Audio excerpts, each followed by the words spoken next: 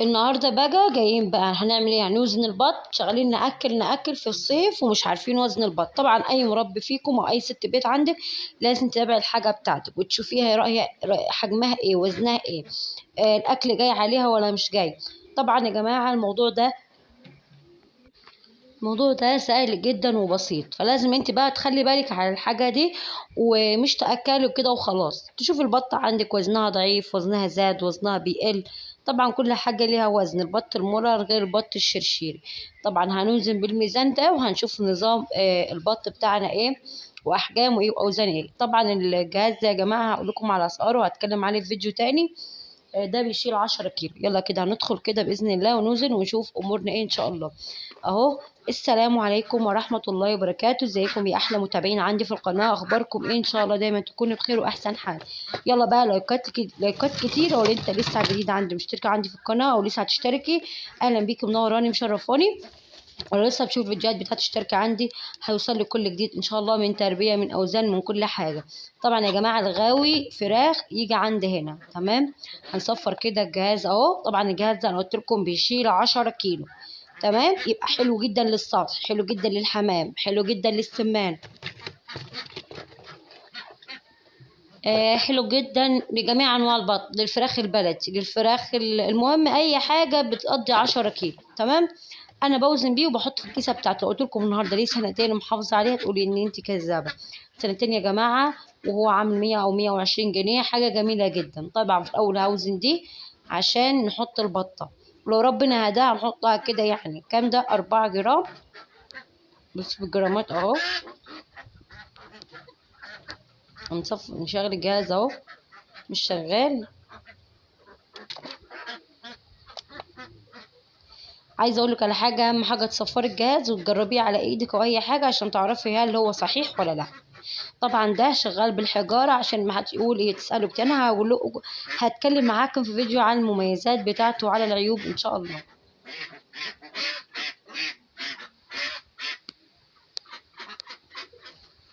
انا خلاص كده، خلاص انا هشيله وهبدا بايه، احطه في الارض اهو عشان نتاكد برضو ان الميزان بتاعنا حلو وشغال تمام تمام برضو. لا حلو شغال. يلا كده هندخل نمسك البطه براحتك جدا، بالعشوائي يعني. بس انا عايزه اعرف، انا عايزه اشوف دي، لان انا قبل كده وزنتها قبل ما ادي الخلطه دي في الجو الحر ده، في النيران دي، فقلت ان انا ايه اجربها. يلا كده. بسم الله. وزنها حلو جدا جدا. بسم الله ما شاء الله، ولا قوه الا بالله. الريش بتاعها اهو يا جدعان. الريش بتاعها بدمه، معناه ان البطه بتاعتك ايه، صغيره. وناس كتير قوي بتقول ان احنا عايزين نعرف البط بتاعنا كبير ولا صغير. حاضر، هعمل لكم كل حاجه مكتوبه في كومنت انا هقدر اساعدكم بيها. بصوا يا جدعان، انا بس همسكها عشان هي عايزه تفط مني.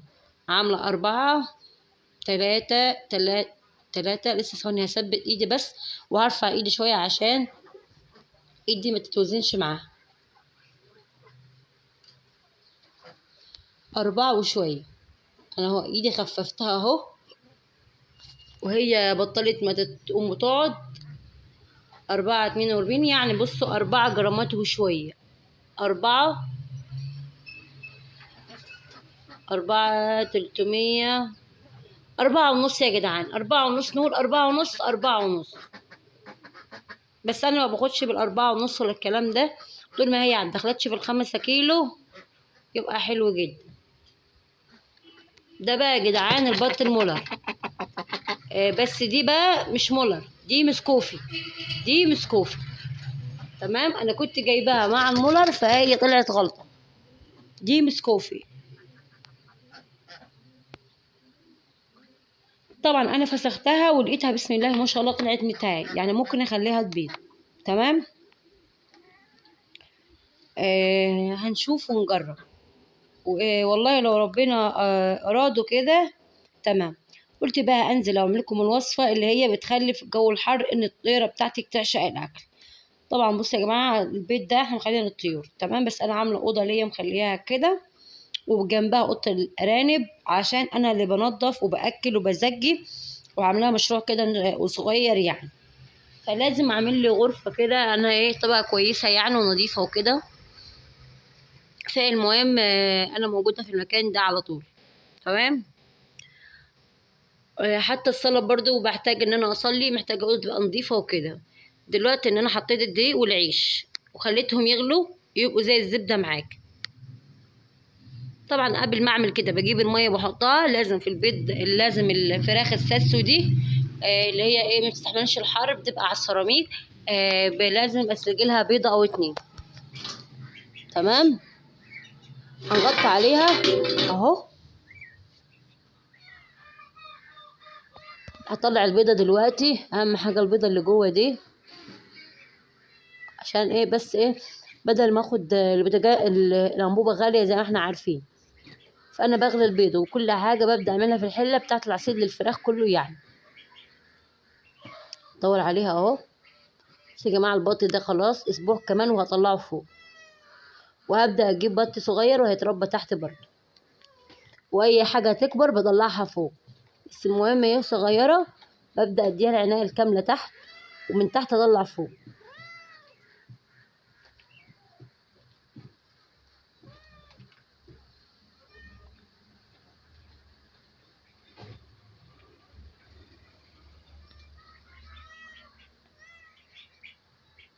البيضه برضه مش لاقياها اهو. انا لقيتها اهو. اهو يا جدعان.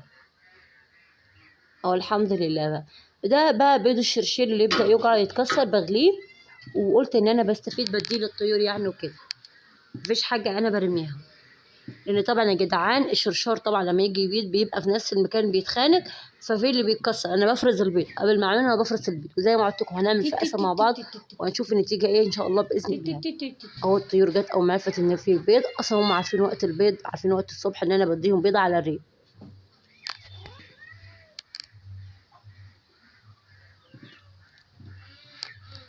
تبدأي بقى تحركي يمين وشمال عشان تبدأ تتخن، وكل ما بتتخن معاكي مش هتاخد ردة معاكي، وزي ما عارفين الردة غالية والعلفة غالية وكل حاجة.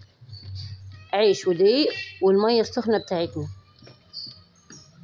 كأنك بتعملي خلطة البشاميل بالظبط. بصي يا جدعان عايزة اقول لكم حاجة، الناس اللي ياي ويي ومش عارفة ايه متسمعيش الفيديو اطلعي عادي. والناس اللي غاوية تربية وحاجة البيت زي ما قلت لكم لا يعلى عليها. الناس بقى الياي والكلام ده انا مش مسؤولة، انا ماليش دعوة. بصراحة دلوقتي الأمراض والناس ما خلتش في الغش مع الغلا وكده، فحاجة البيت لا يعلى عليها.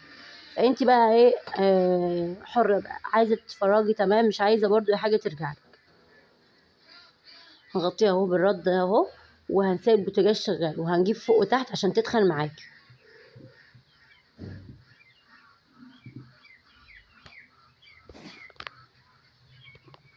بعد ما تنزليها على طول تبدأي بقى تديهم رشة علف بسيطة جدا، وبسم الله ما شاء الله تشوفوا البط بتاعك سواء مولر مسكوفي عندك رومي عندك اي حاجه هيبقى بسم الله ما شاء الله. طبعا العصير ده يا جماعه الصعيدي مفيش احلى منها، بتبقى جميله كمان في الشتاء، وهي اللي بتدفي الطيور معاك وبتدفي الفراخ.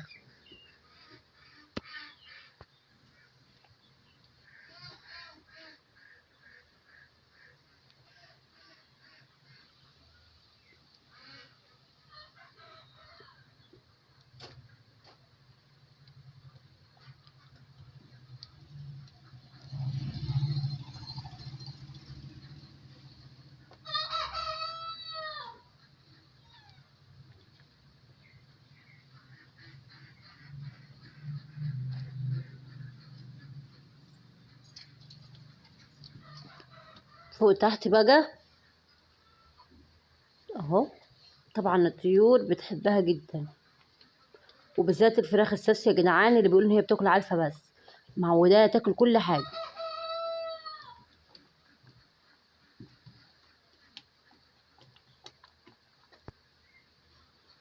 يلا بقى مع بعضينا كده هنقشر البيضه دي، حتى القطه برضو بديها اهو. اللهم صل على حضره النبي عليه الصلاه والسلام. طبعا انت هتذبحيهم ولا يا رودي؟ لو في طلع منهم ذكور انا مستنيه، بس لو طلع منهم ذكور انا هذبح وهجنسهم بديك بلدي. وعشان اخد البيض بتاعهم واحطهم في الفقاسه. يعني انا بدل ما جايبه كتكوت ب10 جنيه انا ممكن اوفر. وعلى فكره جميل جدا النوع ده، النوع ساسو، ساسو خليط باين او حاجه زي كده، نوع عالي، دي نوع عالي، فراخ عاليه على البيض. بس بسم الله ما شاء الله لا حول ولا قوه الا بالله.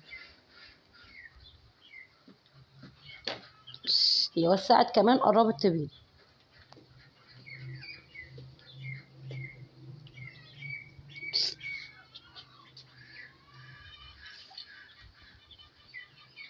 هنبدا احط لهم عصير دلوقتي اهو عشان البط الصغير. وزي ما قلت لك الست الشاطره طبعا تعود ان هي هتاكل طيورها من عصيد، من بيض، من كل حاجه، من اكل بيت، يعني كل حاجه على حسب تعودك انت. اهو يا جدعان دي بقى العصيد بتاعنا واموره تمام وكل حاجه فل بقى.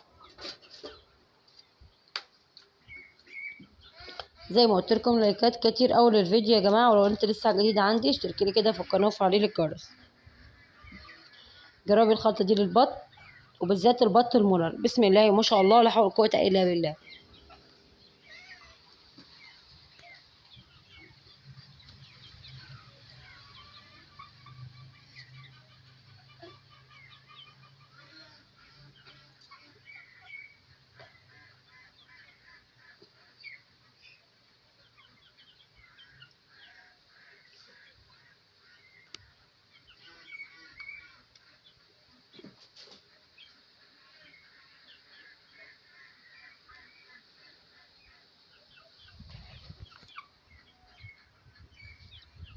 بس يلا كده تمام خلصنا.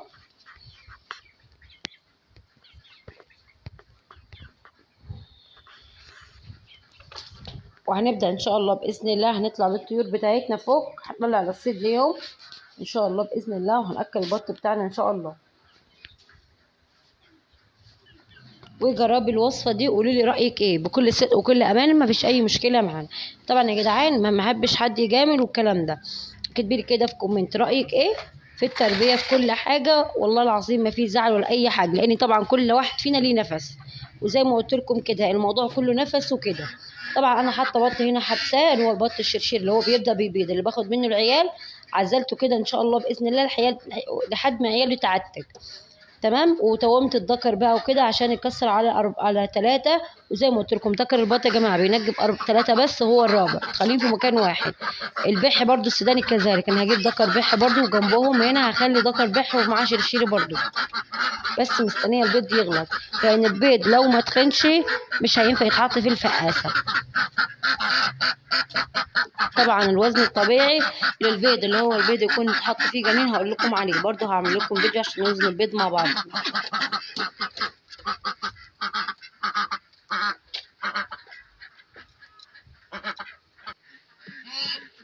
يلا بقى هنودي الباقي دول، وادي اهو الجاز معانا اللي انا بدات ايه جايباه معايا، بس انا خايفه يتكسر ولا حاجه اللي انا بوزن بيه، لان هو بصراحه انا فاهم. اهو هنشوف كده، انت بدور على البيض البط ونبدا ان شاء الله باذن الله نحط اكل للطيور بتاعتنا. استني بقى على الصيد السخن.